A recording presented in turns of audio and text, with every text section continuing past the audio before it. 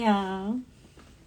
Happy Thursday. Welcome back to the Stina Show. Look at this thing. Tonight's guest is Hunter Flanagan, who's an actor and recording artist. And wait for him to come on. Sorry, I just took a shower, so bear with the drying process here. Hello. And you can write comments and questions here, whatever, the question box. Should be a good time. How's everyone doing? It's really crazy weather in New York. Hey, Hunter. What's up, Hunter? Let's see. Then find you. Do my hair first. Hi. Hi, Hunter. How are you? Pretty good. How are you? Good. You're a little baby, Hunter. Compared Thank to you. me. Compared to me. It's a good thing. Enjoy it while you can. I plan to. But based on you've done so much already, I've seen you won awards and everything already. You're a busy artist, huh? I try to be. I try to be. I hate downtime, so I try to always find something to do. Yeah, that's a good habits. Congratulations. So welcome, Jill. Jill helped me get you here, and I love Jill. She's really the best. Oh, she's fantastic. Yeah, I love being with them. Yeah, right. And thanks for having me. Yeah, glad to be Yeah, here. yeah. Please. Where are you right now? I'm in my house, just in my living room. Where at? Where at? What town of the Uh, country? I'm in Noonan, Georgia. I probably should realize that's what you were asking. I'm in my house. It's where we are. It's warm. It's nice. We're Noonan? It's cold here, and there's tornadoes rolling in like an hour. No way. For real? Yeah, one just hit like an hour away, I think. Is that normal for you? This time of year, every now and then. That's scary. Have you ever seen one? I've never like seen like the stereotypical like Twister one, but like when I was younger, we had to like go and do the seek shelter at the jail thing when I was a kid. But we don't get them bad that often. We're below where they get the bad ones, I think. Oh, good. That stuff is crazy. God bless you. So you're in Georgia, huh? Yes, So, ma'am. wow. So are you from Georgia? Yeah. Born and raised. I'm from a little I'd call it a one red light town, but we didn't have a red light. From a little town in West Georgia, like right on the Alabama line. So what's it in Atlanta? I have here. I don't go to Atlanta that much. Like I do country music, so I generally like I go to cities. I go to Nashville a lot, but when it comes to Atlanta, I'm not really there that often. But Oh. I mostly go to Atlanta for acting gigs and things like that. Oh yeah, But they have a lot there, don't they? oh yeah, acting is huge in Atlanta right now. Like Georgia is insanely booming with the acting industry. That's awesome. Yeah, that's one reason to go there. Yeah, it keeps me busy. Yeah, I'm coming down.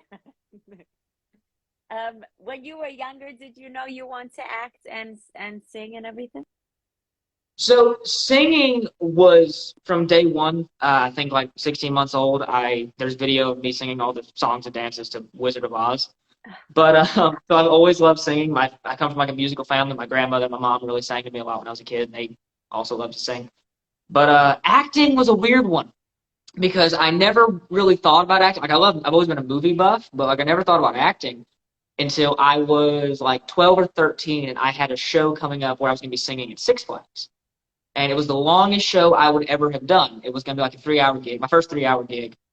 And so I decided I needed some improv classes because I wanted to be able to interact with the audience so I wouldn't be just singing hundreds of songs in that 3 hour period. I want to be able to talk to people. So I got acting classes at this place called Words in Motion, run by an awesome woman named Kelly Young Lively. She's fantastic. And she gave me improv classes, and we decided that I kind of had a knack for it. And she put me in for my first audition for a short film, and I got it. And from then on, I fell in love with acting as well. Yeah, it was your house. So you've been doing it forever. That's so cool. Yeah, yeah, I've been doing it for a bit. It's a lot. I mean, 16 months. That's so cute too. Um, so your family is art they're artists as well, you said? Especially my mom's side. My mom's side is a very musical side of the family. My grandmother, she was a backup singer for a 50s doo-wop band, Spanky and Our Gang. My mom, like she played Annie, and we all kind of bonded. Like they taught me my love for like classic rock and things like that. And they're three, like they were the ones who were super supportive about this. They're the reason that I do it. Oh, wow, that's awesome. So I usually ask people, well, who their current and past influences are. It could be artists, family, anybody. Do you have a few who guided you on and you still look up to? Yeah, definitely. So my grandmother and my mom, they were absolutely pivotal in in me becoming what I am. My grandmother, she got me into all these like 70s folk artists, people like Harry Chapin and like Bob Dylan and things like that. So like I Nice. fell in love with like folk scene. And then my mom was a 80s hair band rocker. So I fell in love with that. And then like my dad's side of the family, they loved older country. And so I kind of settled into country music, but I always kept the vibe of like folk and rock into it. Oh, yeah. Wow. Oh, so I know that usually when I talk to artists, it's like there's no one genre anymore anyway, you know. Yeah, yeah, of course. I think if anybody like lets one genre define them, eh, I think everybody should just go out and actually look into other genres. Like if I just looked into country, like a lot of my songs that I wrote wouldn't have been written because I like to add a little bit of something different in each one. And especially here recently, I've been getting a lot more into bluegrass bands. Um, I've always loved the thing. Like I play banjo, so I've been really getting into bluegrass. And there's something about the way bluegrass artists write music and the way they write and the stories that they tell. And I love storytelling. And it's just cool to see different perspectives when it comes to genres and the way people do things. Yeah, no, I don't see bluegrass enough or hear about it enough. I want to learn more. Yeah, That's I literally I get a lot not flack, but people always kind of tease me about my weird love for bluegrass because it's not a genre you hear about a lot. We need an uprising of bluegrass. Please help us, We do. Hunter. Yeah, I'm here like on the front lines of that. We need that. That's good. Thank you for your service. So you play banjo. I also jump around for the questions, but you play banjo, and what else do you play? So mainly I play guitar and banjo. Those are my main two. But if we're talking about like what I play passably well, I play guitar, banjo, ukulele, mandolin, harp, a little bit of concertina, like the small version of the accordion, some tin whistle because I my grandmother used to love when I did Irish music, and some a tiny bit of piano and harmonica. But those two I'm not super great at. That's a lot still. Jeez. Congrats. Wait, so Flanagan, it's Irish, right? I mean, pure Irish or what? Yeah, I'm Irish on both sides. I literally like my dad's side of the family was they were the Flanagans, and my mom's side of the family, like my mom's mom and my mom's dad both have Irish blood in them, and my grandmother absolutely adored our Irish heritage. Like when I was a kid, she had the weirdest idea. She thought she would talk to me in nothing but an Irish accent. So she thought that if she talked to me in an Irish accent when I was young enough that I would grow up with one. But Yeah. all that happened was when I was like 6 years old, I was on the way to my grandmother's house, and about halfway there, my mom was driving me, and I went from talking like this, talking like this. My mom took the back seat. She said, "What the hell has she done to my son?" So I have a weird, horrible conglomeration of both, and I get like when I get road rage, it's real bad. No. Oh, so you played Irish music as well? I do. I again, I love like folk music, and I fell in love with Irish folk music when I was a kid, and especially around St. Patrick's Day. You have the last name Flanagan, you can do an Irish accent, and you play folk music. Oh my gosh, my show rates triple. That's when you tour the country for St. Patty's Day. That's cool. That's awesome that you bring what you already have into your skill as well. It's important to build on that foundation. It really is. It really is. So what do you mainly focus on now? You said country slash blue. You just if you had to pick a few genres, country and So bluegrass, right? yeah, the genre that I sing, like of course when I pick the banjo, I have to pick bluegrass. But the genre that I sing, I am a sucker for like older, I guess you call it like outlaw country, like the very much in the style of like Johnny Cash and Waylon Jennings and things like that. So very much like 70s and 80s country is the style I like to go for. I like to incorporate modern songs. Like some of my favorites are by a couple more modern artists, but I really love the vibe of like old school country. Who are a few good modern artists? I'm really a little behind, so. I'm not behind, but I'm very picky. So this like my personal picks for some good modern country artists are people you're not going to hear on the radio. But people like Tyler Childers and Sturgill Simpson and Cody Jinks, Culture Wall, Billy Strings also is absolutely fantastic. Like they're the type of music that I aspire to sing. Yeah, I got to look them up. I have to look them up. So I'm telling you, I love to learn about it, especially bluegrass, because you just never hear about it. If you want to look up bluegrass, a good modern bluegrass band is probably my favorite band of all time is Old Crow Medicine Show. They're the guys that wrote Wagon Wheel, but they're so much more. What are they called? How do you spell? Old Crow Medicine Show. Oh, it's cool. Thank you. I found them. Thank you. And so, all right. So say you're not just getting started. You've been doing this your whole life, but say you're talking to an upcoming artist just getting into this. What kind of things would you tell them, like some beginner advice? So the best beginner advice I would tell to somebody just starting, like if they're starting to, like they want to do this full time, like I do, definitely I would recommend going to some open mic nights and getting a feel for what it's like to sing in front of a crowd first, because that's really something you have to know what that's like before you decide to get into it or not. And the best advice I can give is just stick with it. There's going to be a lot of times people tell you it's dumb, and a lot of times people tell you to stop. And there's going to be nights where you think you should stop and just not do it anymore. But if you just stick with it and really make sure that that's what you want to do, that's your passion, just keep honing your craft, and eventually you're going to get going where you want to go. Like it's like success is when patience meets opportunity. Like you really have to just put in the work, and eventually someone's going to get you where you want to go. Patience. I have zero patience. No, it's the worst. But thank you. It's a fact. It's just I don't know. I practice breath work. I really, I try to slow the brain down as much as possible. Um, so let's talk about some of your music. You're a songwriter, right? I try to be. I tell people I'm not a songwriter. I'm just a singer that has written a couple songs. But when I get a really good idea and something that I really want to elaborate on, I've written some really good songs that I'm really proud of, yeah. And is World's Going to Hell one of them? Absolutely. World's Going to Hell is one of my all-time favorites. I adore that song. And what is the premise for this song? So World's Going to Hell, it was the middle of 2020. It was like June or July when everything was happening at once on the news. And I turned on the news to check the weather of all things because I'm 80 years old at my heart. And I just couldn't take it anymore, so I shut off my TV. I barricaded myself in my bedroom and just wrote that song.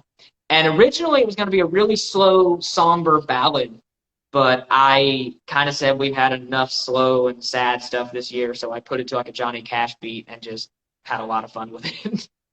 Yeah, I in a little bit I'll play a few. I'm on the Old Crow Medicine. I'm like, where's his music? Let me follow them.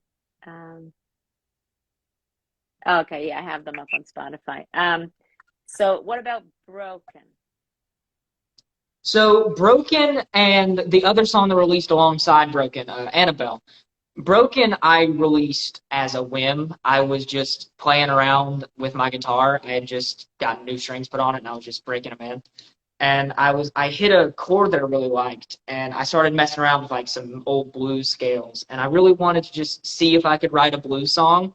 So I've always been a more high-paced, high-energy type person, and so I literally the first entire verse of Broken, I just spat in one sitting, just one bar after the other, and I was so happy with it. I ran and got a pen and I started writing it down because I've always wanted to write a murder ballad, like songs like Thunder Rolls and Papa Loves Mama and things like that were huge influences of mine growing up. I love the idea of like murder ballads, and they're really popular and prominent in country music. I mean, the whole joke about country music is that every single song is about killing somebody for some reason.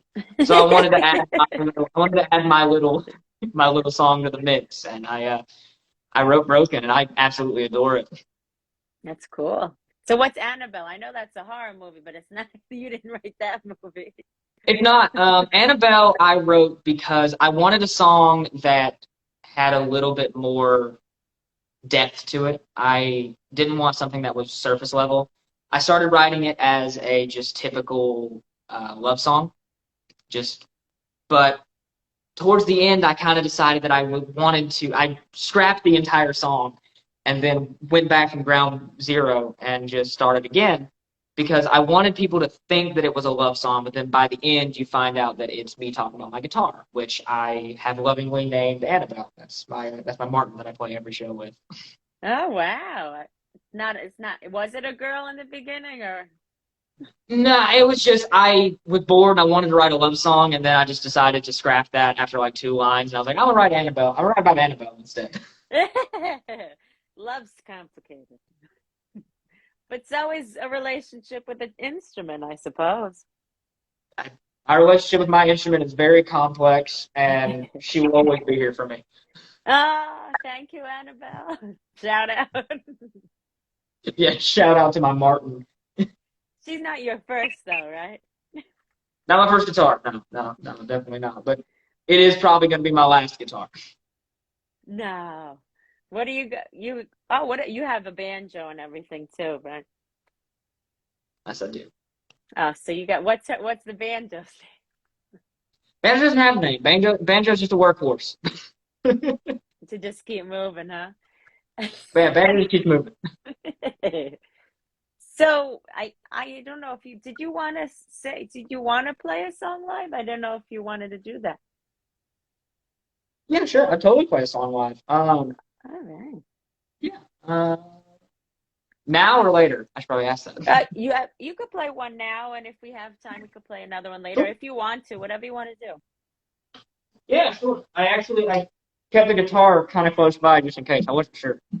Okay, I like to get off screen when people are playing, so I'll go this way. But your camera's a little shaky, so I don't want to start yet if it's not clear. Oh, okay, I see what you mean. You see what I mean? The lag, right? Are you on Wi-Fi or network? I am on network for some reason. Why am I not on Wi-Fi? Yeah, can you I should probably put try on. maybe try to turn the Wi-Fi? Just I know I think it Yeah. helps. I'm not sure. See how this goes. Hold on. You moved. I know, it's just like what year is it? Technology should be so much better.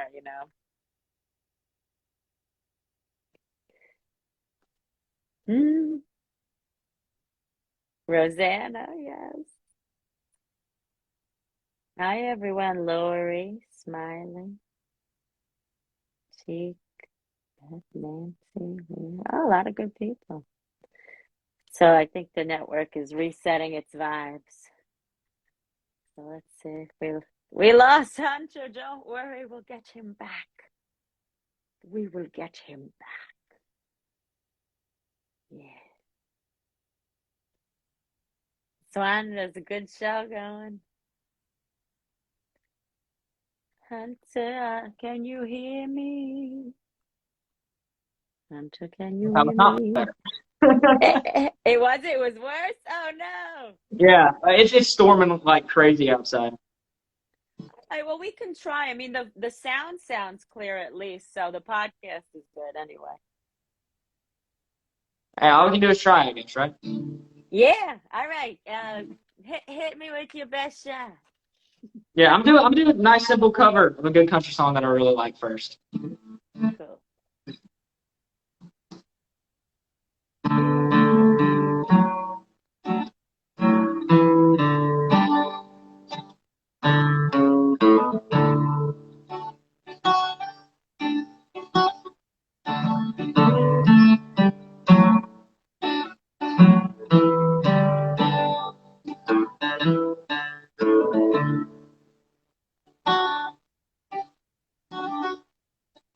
Heart on the run, keeps your hand on a gun, and trust anyone.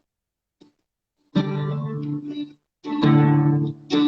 I was so sure what I needed was more. Try to shoot out the sun. Days when we ran, we flew off the pace, touchdown, it was done. And I made it through. Somebody knew I was meant for someone.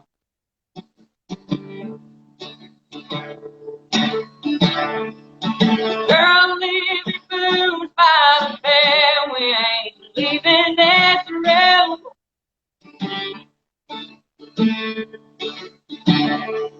Someone needs medical help for the magnolia bloom.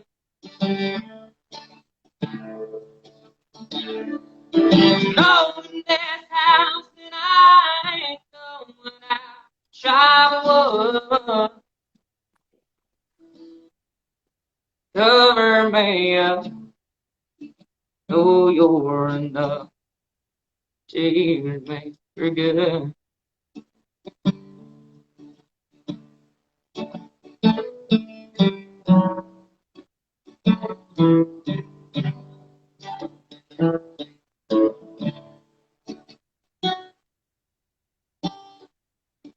Face to the chest when I tore off your dress.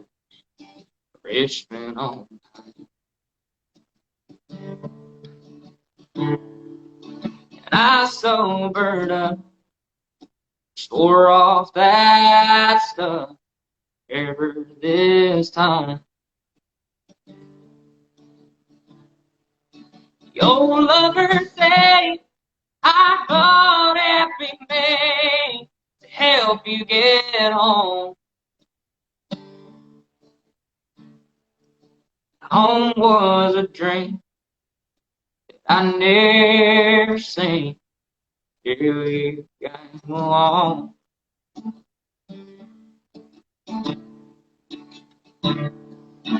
Girl, leave your dress up to dry. We ain't leaving that thrill.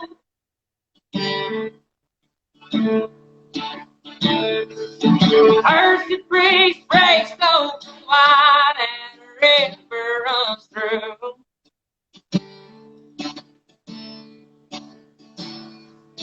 Carry that house on the stone like feet driftwood.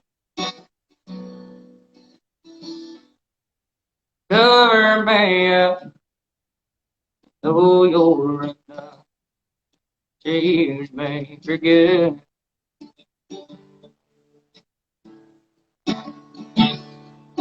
Girl, leave your boots by the bed. We ain't leaving that room.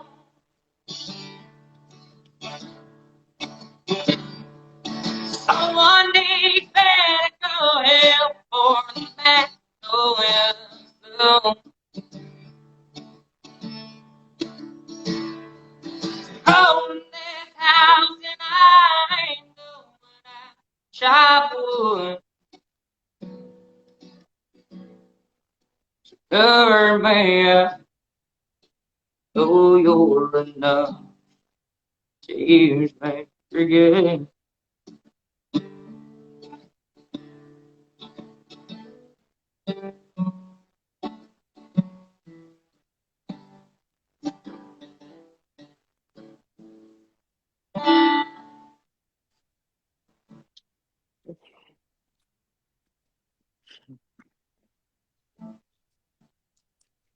Yes. Trying to You start see me? Yes. I can hear you. I can't see you. I hear you. I hear you. There we go. Yeah, I heard the whole thing, and you were just freezing sometimes. Oh, thank God. I heard you very clearly. It was very good. You have a pure purity to your voice, and it's a beautiful thing.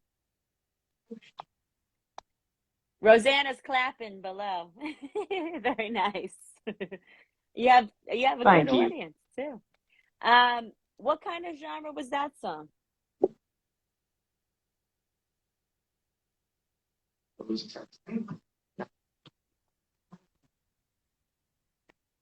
The storm had to roll in Can you now. hear me? Yeah. No. We have one too, so it's probably both of us.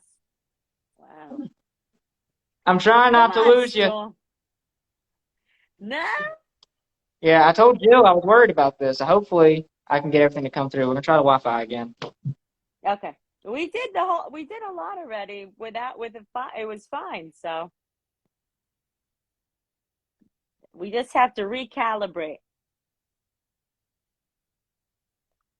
Country. Thank you, Rosanna. Country, but there's a bluegrass vibe to it too. Hey, I can see you welcome again. back. I see you. It was froze with just your hands up, by the way. Wow, for a long time. Yeah. I like it had the little buffering thing the whole time I was singing. I wasn't sure if I could even continue. I was staring at it like this. People were probably wondering what I was looking at. Yeah, no, I saw you keep looking like that. I was like, keep going. Keep going. Yeah, no, the sound was perfect though. The sound came out really well. So just the video will be a little wonky, but that was really Okay. cool. What song was that? That was a Jason Isbell song, "Cover Me Up." But Morgan Wallen, a modern country guy, he did a cover of it that's really nice. It's a fantastic song. I adore it. Yeah, it is a fantastic song. I love that. Thank you for Okay, your pipes. thank you for What kind of, letting me play.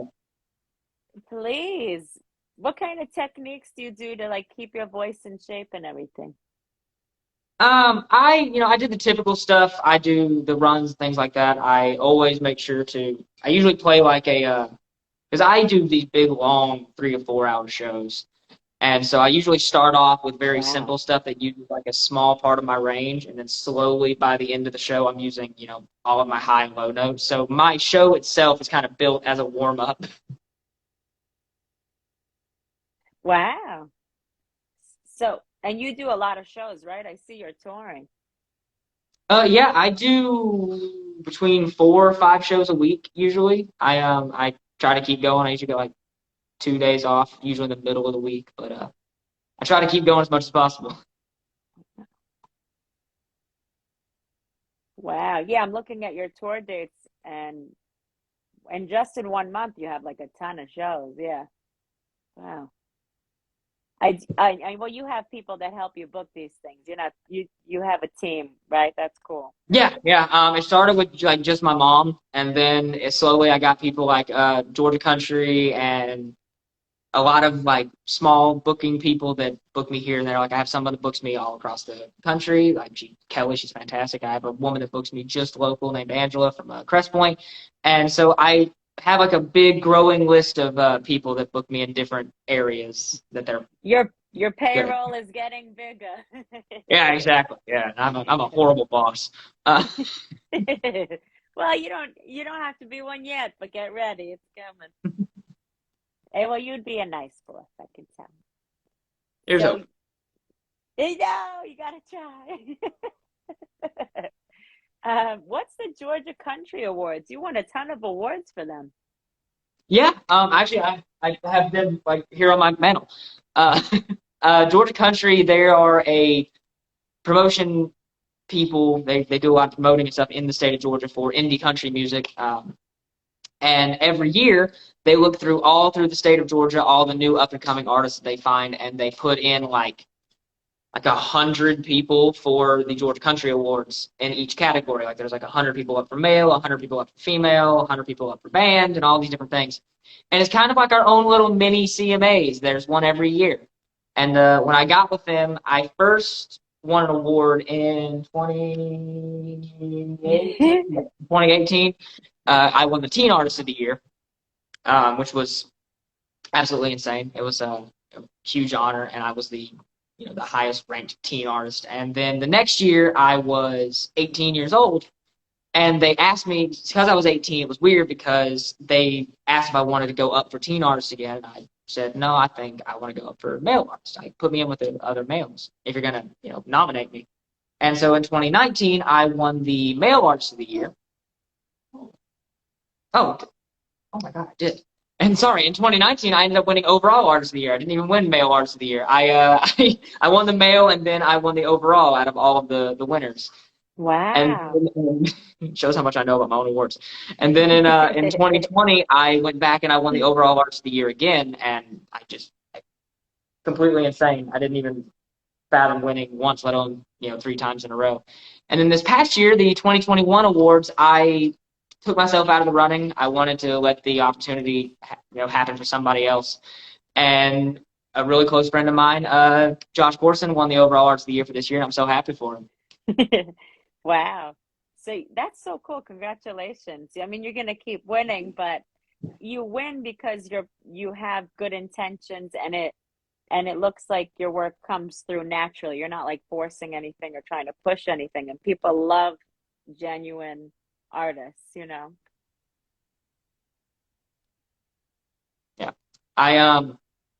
If this wasn't genuine, like you said, people wouldn't even like to look at it, but you have to be a genuine artist if you're going to do this full time. Like there was never a question that this wasn't what I wanted to do, if that makes any sense. Like, when you're a kid, everybody has their weird things they want to be when they grow up. Mine was always musician. And then when I got older and everybody else was having, thoughts about normal jobs, mine was still always musician. I absolutely have always been so just infatuated and encapsulated by music. It has a hold on every facet of my life. There's not a minute I'm not listening to something or thinking about something or looking at things about musicians, and I've always been really, really engrossed by it. Yeah, I say that water is life, and so is music. Music is everything's a pulse of some sort, right?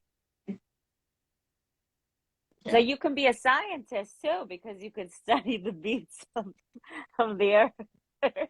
Yeah, it's really funny. I always make this joke. I graduated early. I graduated at 16. I was in honors classes all through school. I had a full ride to Duke scholarship that they wanted to, take me on. And I decided to not go to college and make GarageBand my full-time job. Good for you. And it's Thank working out. It seems to be working out, right? Yeah, I mean, I've no complaints yet. Who knows, 5 years from now, I might be living under a bridge, but we don't know. That's every artist's thought, though. You know what I mean? Yeah. It's a fear of all of us. We've all had that dream. Yeah, because I recently heard a podcast where the doctor said, Dr. Andrew Huberman, he's on Instagram if you want to look at him. He said you have to envision failure also. He said, people envision success, but failure is just as important. Like the way I like to think of it is I'm always happy but never content is the basis I live my life on. Like I always tell people, if something happened and I was told by somebody that my entire rest of my life I will never get higher than where I'm at right now, like I'll still be able to do it exactly like I'm doing it right now, but never get any more famous, never get any more money, like always exactly where I'm at right now for the rest of my life, I would be completely happy with that. But I know that that's not how life is. So I'm always pushing for more, but at the same time appreciating what I have. Stay humble. Yeah, you have to. There's a fire in us, right? As an artist, something's driving you. You can't even explain it, you know? Yeah, it's I would definitely classify it as a fire. That's a good way of putting it. I'm never able to stay stationary. I'm always thinking about it or trying to do something else. Like literally, I had 2 days off this month. I had like a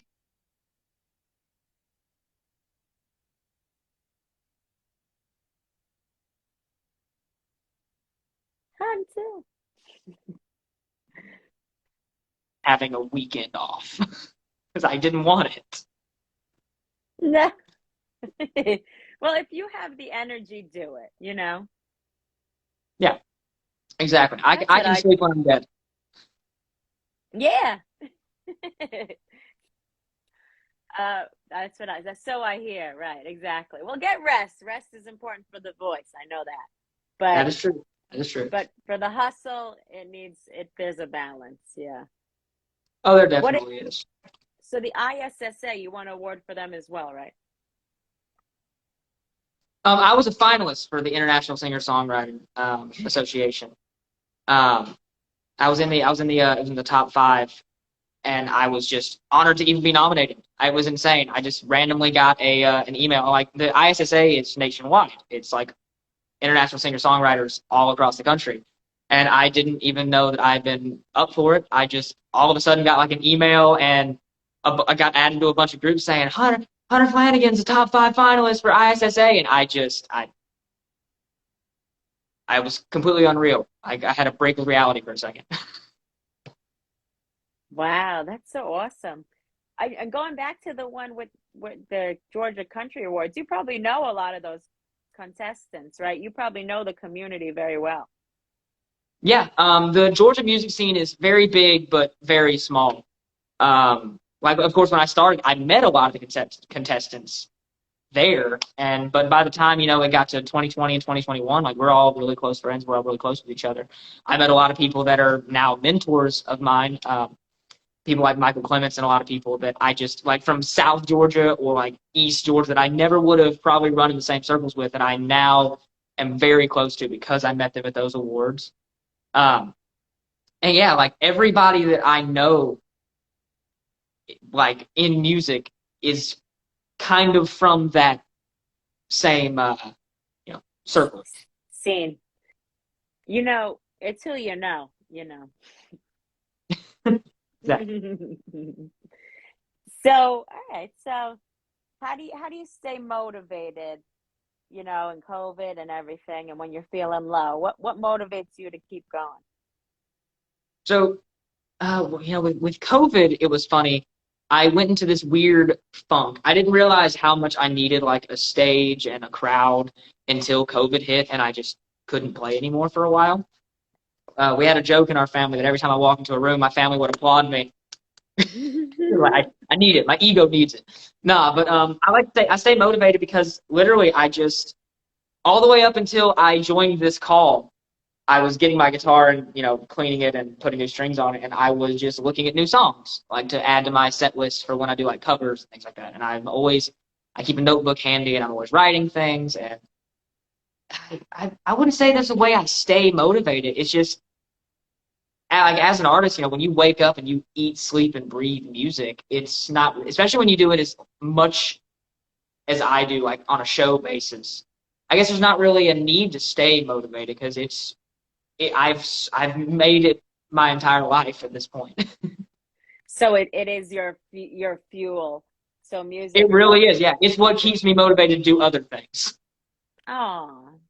Yeah, So I spend my off like when I'm grocery shopping, I'm like, yeah, I'm running errands today, but tonight I've got a gig. so you look forward to doing it. It creates your future. You're creating your future. You stay Yeah. motivated to get to the next goalpost of music, really. Oh, definitely. I mean, that actually reminds me, like people always tell me because I always get asked the same question, like, are you still nervous before a show? Like after doing it, for so long, do you still get nervous?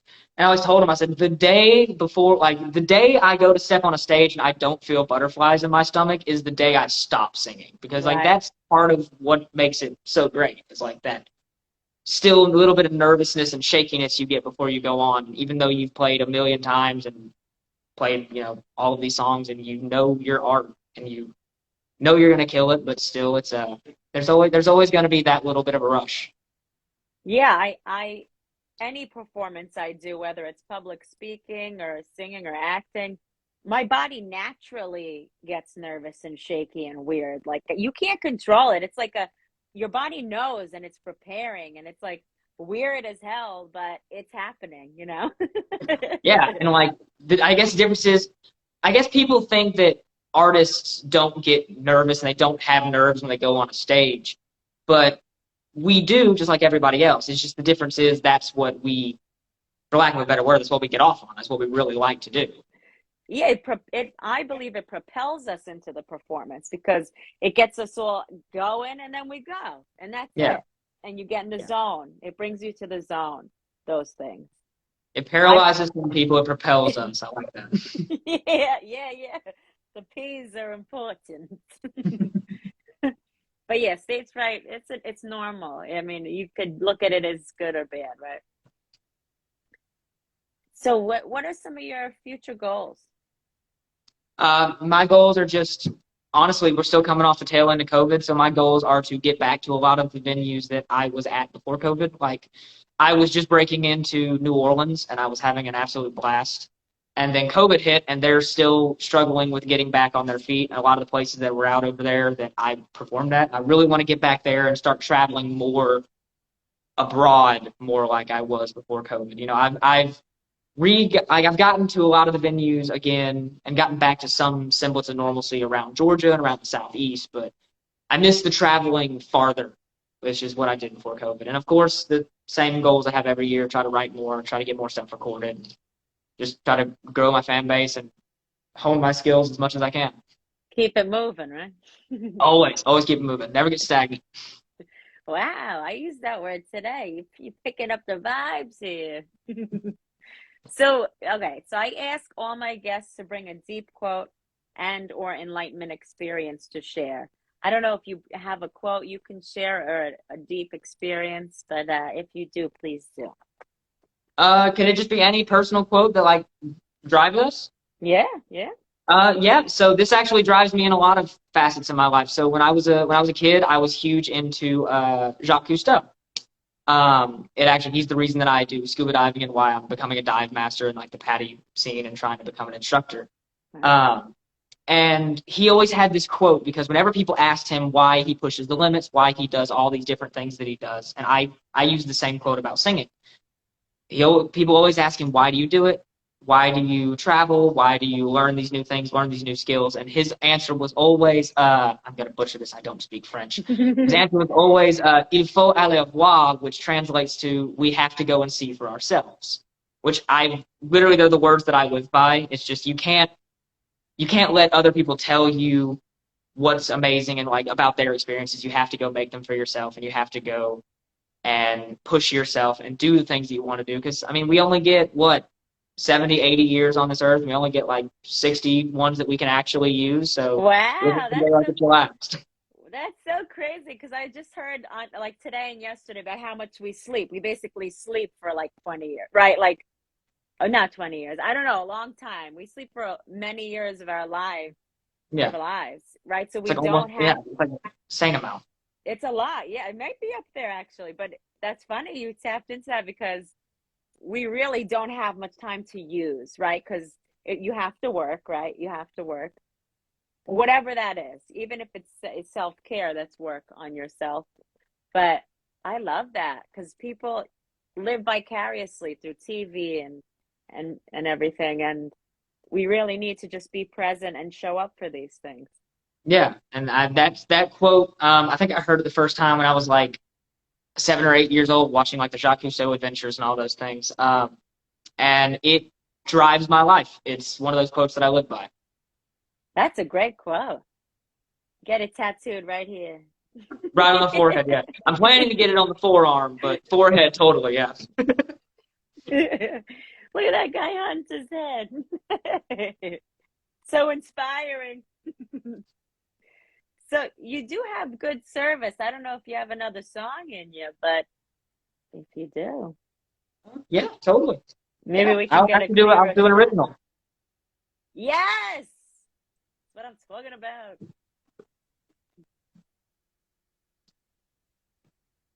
All right.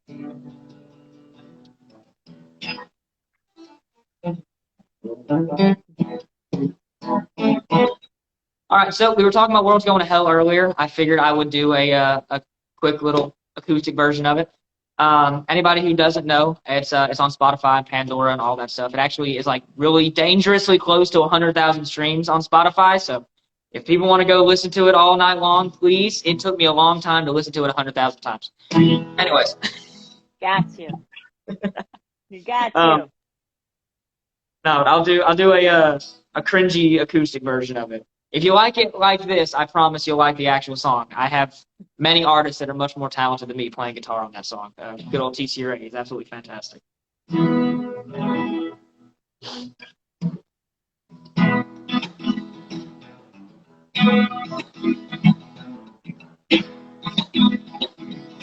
I turned on the news this morning. Same way a day away starts off. I saw pandemic protests and political war, and safe to say I turned my TV on. And it's probably too late to change it, so pour me another glass. And I used to be an optimist, well, that's in the past. Well, I don't know how you're doing, but me, I'm doing fine. Both going to hell and salt mine. They say the future's in the cards. I say we were dealt the hand. I don't know if I should laugh or cry or fold or hell, just bet it all. I never was a poker man. And it's probably too late to change it, so pour me another glass. And I used to be an optimist, well, that's in the past. And I don't know how you're doing, but me, I'm doing fine. World's going to hell and so mine. This country's more divided than ever. I can't even check the doggone weather without seeing some news story that makes me want to cry. My voice is hoarse from screaming, and hell, nobody's listening. So I put on some creeps and go get high. Forgot I was on a live video. Hi, how are you? It's probably too late to change it, so pour me another glass. And I used to be an optimist, well, I'm passing fast. And I don't know how you're doing, but me, I'm doing fine. World's going to hell and so mine. World's going to hell and so mine.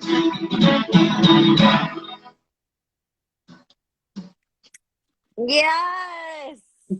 Yes, honey. Thank you. You're going to hell too. In a handbasket. So, wow. So I like that. You get down, you like dance to it, right? And when people are in there, they're dancing. Oh yeah, when I was writing that song, like before I released it and everything, when I just had like a very crude video of it on my phone just to have like a proof of concept. I swear, in the middle of 2020, that some days that like this song was the only reason I would smile. This was so cathartic for me to write this song. Yeah, and it's fun. I like that it's upbeat. I like the other song you sang that's slow, but I like this too. And you sound more country now. You sounded more bluegrass earlier, in my opinion. Yeah, it depends on the song. I know it comes out real weird when I get excited. The accent comes out, the drawl. Yeah. That's what it is. That draw. It's awesome. That's cool. I like that, and it's timely, and that's we need stuff like that to move through this thing. It's hopefully out of here soon. Jesus, There's hope. Jesus. So thank you for your performance. Thank you. And I was like this on the side, Don't make fun of my moves. what are some of your favorite memories and some of your best gigs? So about performing? Yes. Okay. Or any, Well, I or mean, if something else comes up, share. I just realized you said gigs. I thought you said best hits, and I was like a highlight reel. Uh, Yeah. um, I have very unique experiences when it comes to singing. One of the stories that I always tell on stage is I was singing at Old Red, which is Blake Shelton's bar up in Gatlinburg, and I was singing. I was putting my little 117-pound heart into it. Um, and I was singing a Untitled Chapter song with super high energy. I was having a blast. And I locked eyes with like one of the prettiest 20-something-year-old women I've ever seen. And I swear it was like Moses parting the Red Sea. The sea parted, of people parted. She comes down the middle. She puts a tip in my bucket. She looks me in the eyes while I'm singing and just yells over the crowd, "Sir, you have crackhead eyes." And to this day, I don't know what she meant, but I took that to heart. What does that mean? I have no idea. But That's weird. but other than like funny stories, She looked I sober, this woman. it happens. But Yeah, I but it have just feel like that's such a random thing. Anyway, yeah. yeah. But some of my best gigs, if we're talking about that, What? That's a terrible I got to memory. open I for a don't lot want to of hear that. I got to open for a lot of big artists that I especially some that like were huge inspirations of mine growing up. I got to open for Mark Wills, which was a '90s country singer that was absolutely detrimental to me becoming a country singer. Like some of his songs, like "Don't Laugh at Me" and things like that, were like "It's Working," and like these songs were my soundtrack growing up. And I got to open for him and like eat lunch with him. We had a great day. It was fantastic. I got to meet him. I got to open for Gene Watson and Rhonda Vincent and Confederate Railroad and Herman's Hermits, which is like one of my favorite like '60s bands. They were out there with like the Beatles and stuff. I adored them. Like I'm Henry VIII was absolutely hilarious. I still sing it to annoy people to this day. And I am so happy that I've gotten the chance to meet and open for a lot of these artists that are literally on my Spotify playlist when I'm in the car, and then I can say that I've gotten to shake their hands and meet them and have lunch with them. Like it's so fun. Yeah, what a blessing. But that's because you keep showing up and you keep following your little 117-pound heart. Absolutely, yeah. You're awesome. You are awesome. And for me, you look like the Irish Tom Cruise. So I don't know what this lady was talking about. You know what I'm saying? Don't listen to, she's the crackhead. But Hi. thank you for showing up. Thank you for performing. You're very inspiring for how much you've accomplished already. Have fun on the ride. Keep it going. Yeah, well, thank you so much for having me. This was an absolute blast. Yeah, and I always tell people come back when you have like a few more songs out or whatever. Yeah. Let me Um, know. Yeah. yeah, totally. So if anybody actually liked me rambling for, the last hour, I have Facebook, Instagram, and YouTube and Spotify, all that millennials. I even have one of those TikTok accounts. It just follow me. It's Hunter Flanagan, Flanagan. A lot of A's, a lot of N's, no I's. You put an I in my name, you might find a Hunter. He might be able to sing, but it isn't going to help me because it's not going to be me. And it's not as cool and Irish either. Yeah, totally. And I have like a website, thehunterflanagan.com, spelled the exact same way. And thank you so much for having me. You're awesome, Hunter. Keep it going. Send me all the good stuff. Totally. Yeah. Blessings, Hunter. Thank you. Thank you. Take care.